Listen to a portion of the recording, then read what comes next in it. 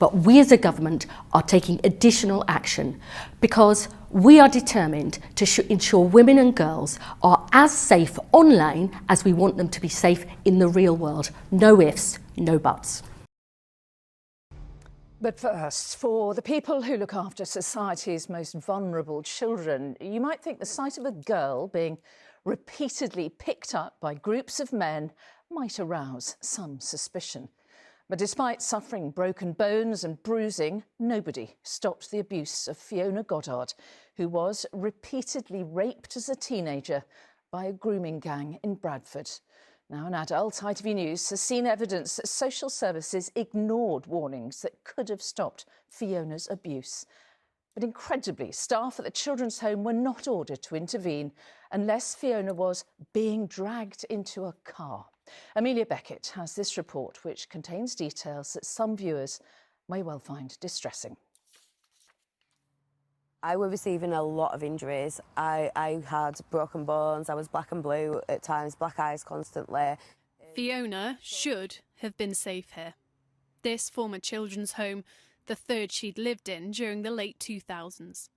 And yet, she was systematically groomed by men who would pick her up in cars outside, then abuse and rape her. I was treated worse than a dog. I was treated so bad.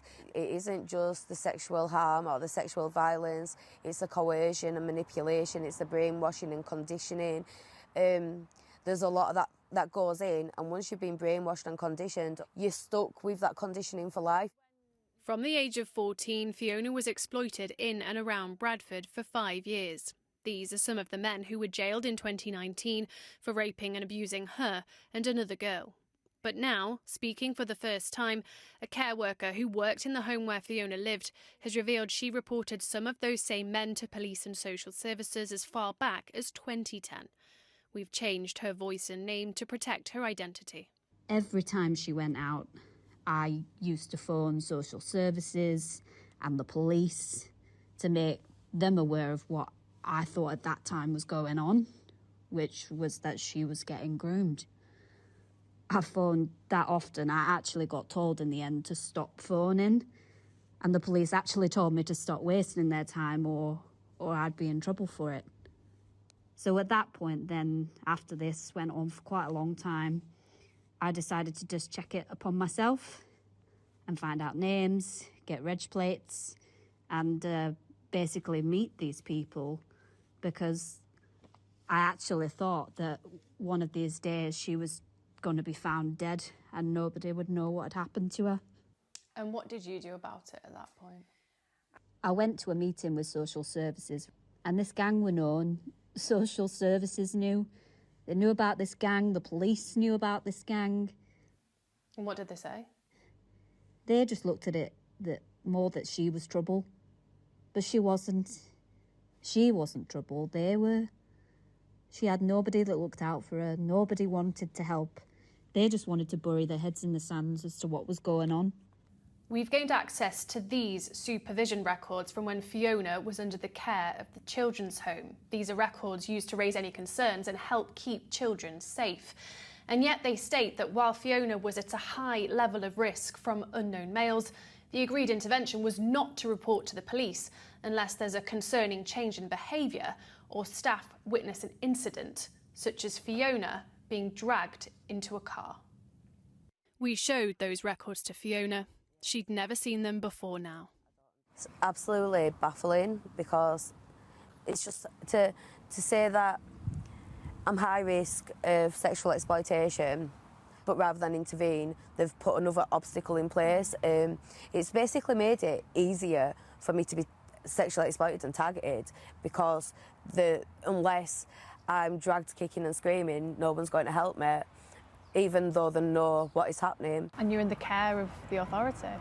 And during these periods as well, I was receiving a lot of injuries. They knew really bad stuff were happening to me, but instead of trying to help me, they made it harder for anyone to help.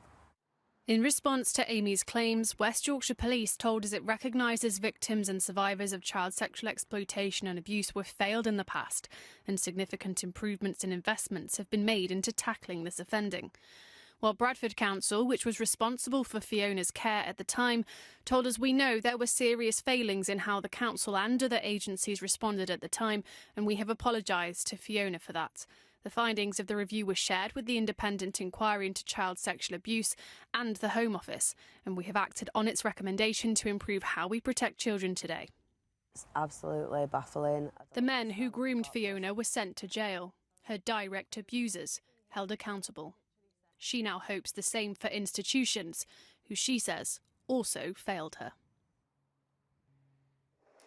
Well, Amelia Beckett is in Leeds for us now. Amelia, it's such a horrifying story, isn't it? Could we now see cause, do you think, for an inquiry into this grooming scandal in Bradford? Well, Mary, there have actually been calls for a specific inquiry in Bradford for many years, but what we're seeing now that the government's announced this national inquiry is for that to have a specific look at the city.